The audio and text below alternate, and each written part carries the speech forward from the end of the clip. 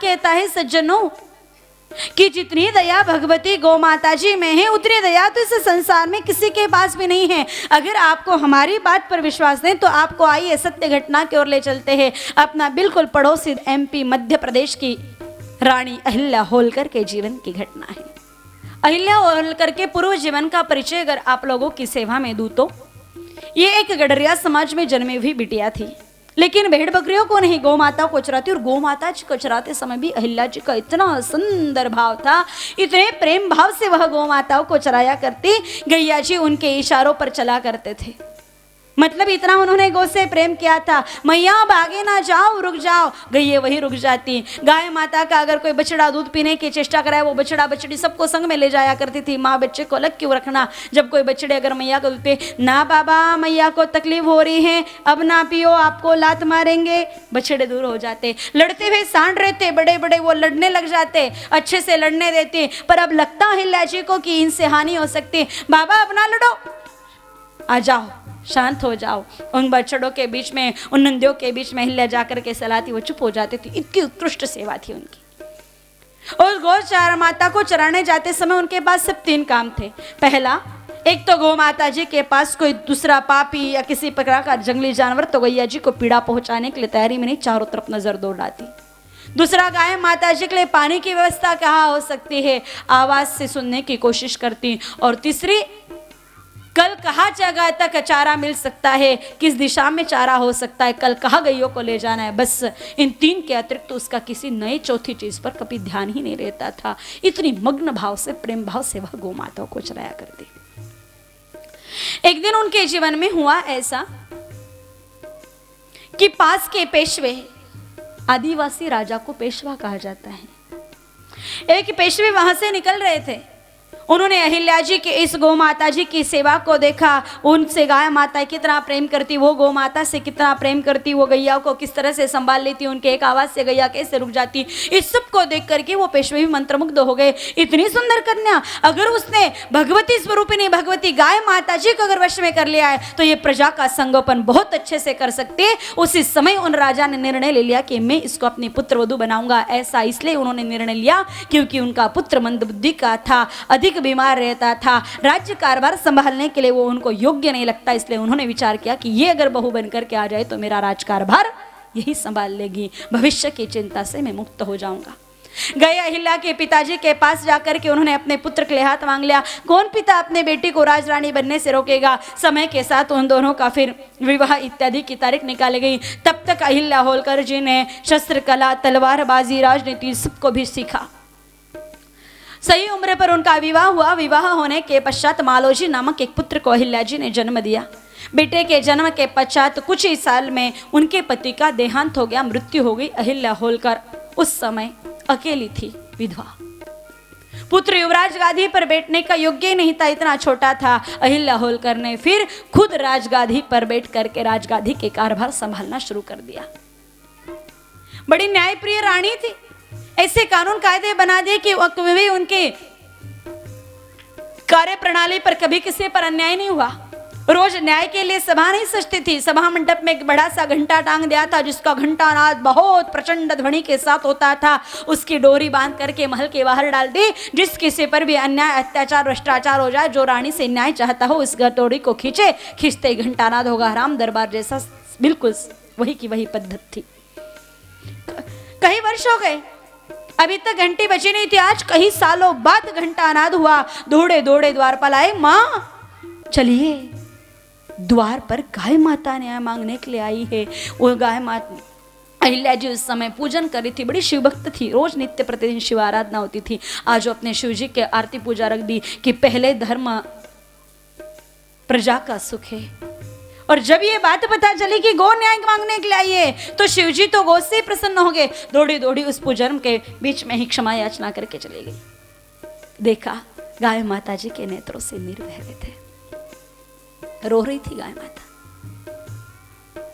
गैया जी के रुदन को देखकर अहिल्या जी को बड़ा कष्ट का अनुभव हुआ।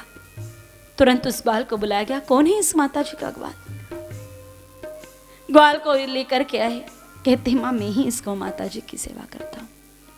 कि आप दुष्ट पापी के भांति दूध निकाल कर किस गौ माता को सूना छोड़ देते?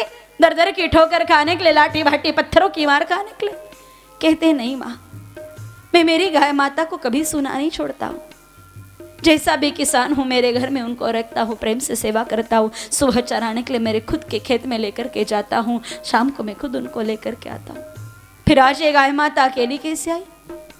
माँ मैं इनके पीछे पीछे आया, पर जब मुझे पता चल गया कि आपके पास न्याय मांगने के लिए आई हैं, तो मैं इनके साथ आने का साहस नहीं रखता था, पर अब आपने बुलाया है इसलिए आपकी सेवा में हाजिर हुआ। बताओ, अगर आप अच्छे से सेवा करो तो ये गाय माता जी रो क्यों रहे हैं? कहते माँ, आज मेरी गाय माता पर अन्याय हुआ है।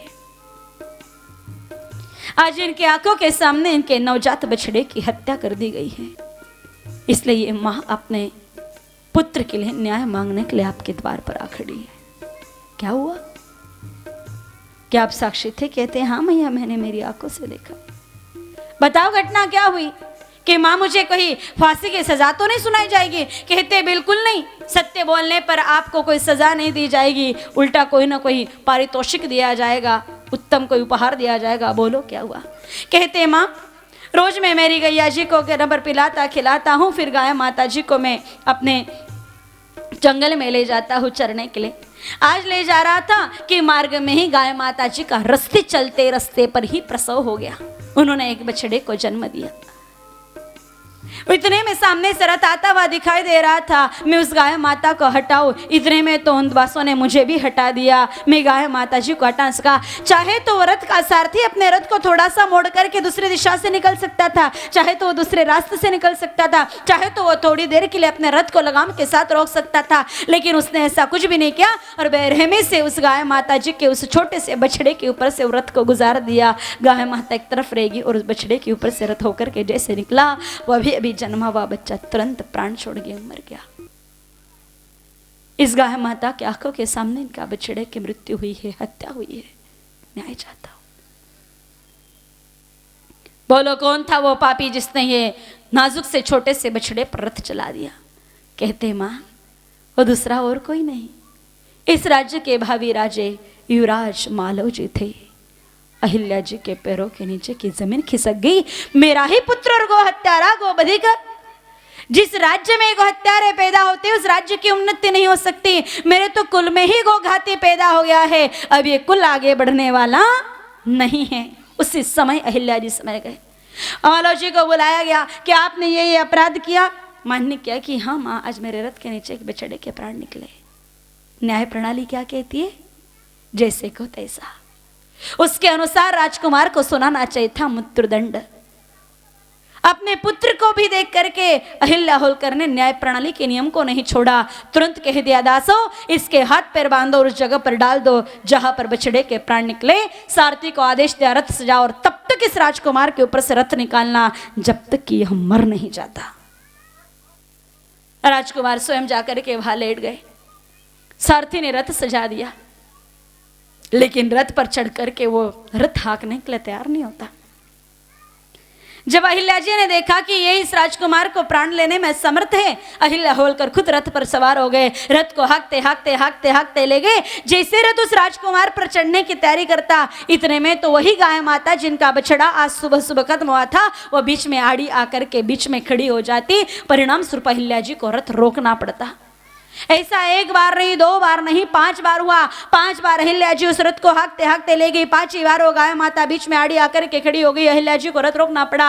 अंत में 6वीं बार अहिल्या जी नीचे उतर करके उस रोती गैया जी के पास जाकर के नेत्रों को पोंछ कर कहने लगी, हैं माँ आप क्यों?